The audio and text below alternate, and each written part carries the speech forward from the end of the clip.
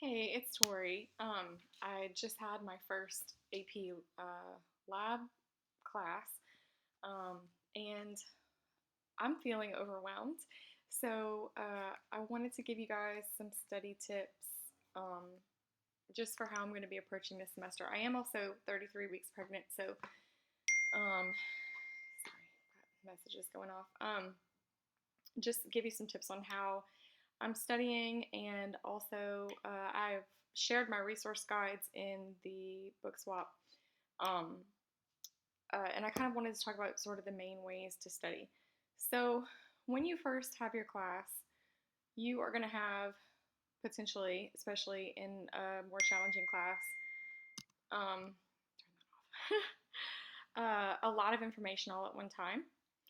And I just wanted to tell you just a little bit of encouragement that one of the best ways for you to learn anything, like we literally just went through all the histology of all the endocrine glands in 2 hours, and my brain is kind of fried.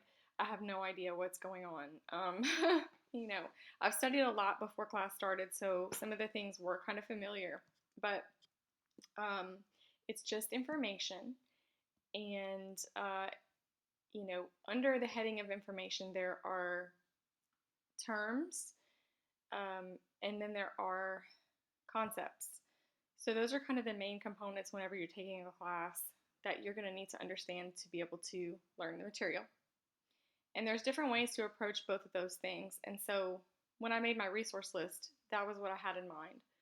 So what I do is, and it's also, everybody's thanking me for making the resource list, but really it helps me study to make the Quizlets, and I have them set up a very specific way that I like to have them set up. So, um, so this is, for example, for blood. We're not to blood yet, but so I have this Quizlet, and I will just go to flashcards. Let's see if you can see this. And so this is for learning terms. You can't really learn the concepts. You need to know the terms that are involved in the concepts. If you're looking at like a pathway or something like that, you need to understand, what the terms, that's in classical education, it's called the grammar. You need to know the grammar of it. So you need to know thyroid gland. Well, where is the thyroid gland and what kind of cells are in it? The names of the different hormones. Those are all just terms. But then to put it into a concept, to understand the concept, you have to know the terms first. And so this is a really good way to start. Of course, it went off. So this is what I do. I have a lot of commute time, picking up my kids from school and stuff, so I just go to flashcards. Leukocyte similar to an eosinophil, and then there's a little button at the bottom that says play. Leukocyte And similar to an so eosinophil but having fewer it will granules read and me. staining deep blue in basic stain. Release histamine and heparin near damaged tissues. Least common leukocyte at less than 1%. So, and then it gives you a second. And then you can be like, oh, okay, do I know what that is before she says the term? So, I'll turn that off. So that's where I start. Well, really where I started was with my book. So I took my book and I read the chapter ahead of time. Now, I do have 4 kids and a busy life, but this is my only class. I've only been taking one class a semester, so I have time to do these things. I realize not everybody has time. But I went through, and anything that was interesting, I highlighted it in yellow. And then anything that I felt like was a term that I would want to use in my Quizlet sets, I used whatever color that is. It was a very long class, orange, to do the terms. Then I went back through and did my Quizlet. So now I will try and update things or change things a little bit as Dr. Pritchard goes through her lectures. But I don't know that I'm going to have time for all that. And really I'm going to focus on, watching her lectures, but really I probably won't do much with the Quizlets. I'll probably just base those off the book, mostly. So while I'm driving, I just play my Quizlet, and I just listen to it while I'm driving and try to guess the terms. And what it does, even if you're just listening to it, it is going to familiarize you with it. And it's so good to do it before you're going to watch the lecture, because if you watch the lecture with terms you've never heard of, you are going to be absolutely, completely, 100% lost. And like the histology. I haven't spent much time on the histology, so I was, oh, okay, this in class and this in class and all these different things. There's a lot of new things. I'd studied a lot for lecture, so a lot of the terms were familiar, but specifically for histology, a lot of it felt new, felt like just a different perspective on it. So it felt new. And when you have a lot of new information that's thrown at you and you're like, you're going to be tested on this soon, there's this tendency to panic. And as I mentioned before, I just want to encourage you, repetition. The first time you hear the word calcitonin, if you've never heard that before, it means nothing. You have nowhere in your brain to put that word. So sometimes it's nice to make tricks to try to, be able to plug it into other parts of your brain. The more you can integrate, really deeply, that's going to make it easier to learn. But you can also do things like writing it. That's something I've mentioned before in some of my other videos, but I will, just take a chart, like that giant hormone chart that's got, when you first look at that chart in hormones, you're going, there's like 1,000 things in here. How could I ever learn any of these things? And all the names are new and it's overwhelming, except like insulin. Maybe you've heard of insulin. I don't know. So I just write this chart out. I copy it, just straight out of the book onto a piece of paper. It doesn't matter if you're retaining it. It doesn't matter if you know what you're writing. You're just seeing it. And it's getting integrated into your brain. You're writing it with your hand. If I'm making Quizlet cards, I'm typing it into Quizlet. So all those different ways are, hitting different pathways in your brain. So those are all ways to get familiar with the terms. Once you're more familiar with the terms, it will be easier to do the more difficult side of learning information for a test or for a class, which is the concepts. So with concepts, what I've been doing, hopefully you've got a great teacher who's good at explaining things and you can just watch their lectures on repeat. And, back when we were in class before COVID, I would record my teacher's lectures on my phone, just audio, and I would listen to that while I was driving. And after the first time or two, so this sounds crazy, but I would listen to the lecture, in class, take notes, try to participate, but there's only so much you can retain, that fast. And then I would listen to their lectures 3 or 4 times, maybe at least, depending on how well I understood it each time.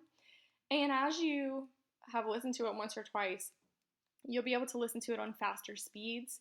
You'll be able to skip over some things. You'll be like, oh yeah, I know that they're talking about this. I don't need to study that. I don't need to listen to that again. Okay, so concepts, getting back to concepts. So hopefully you can just focus on your teacher's lectures that they will hopefully be posting soon after your class time. And between that and the slideshows, that will be the basis of where you get your concepts from and your understanding of the concepts. The other thing that's really nice, because the more variety of ways you can get something into your brain, the better you will retain the information and understand it.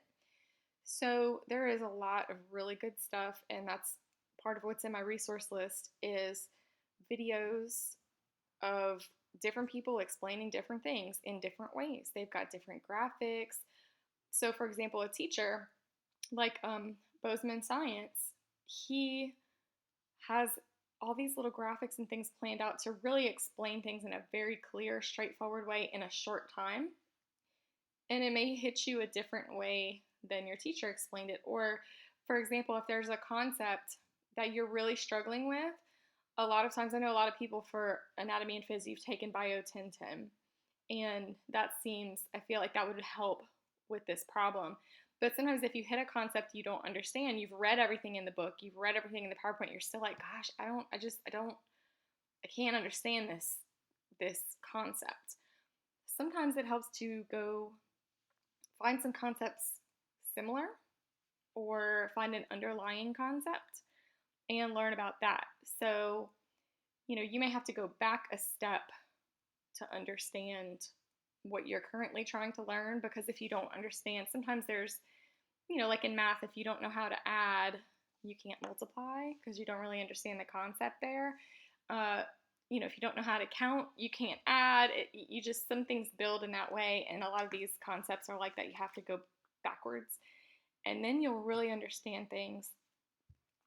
So concept-wise, I have playlists.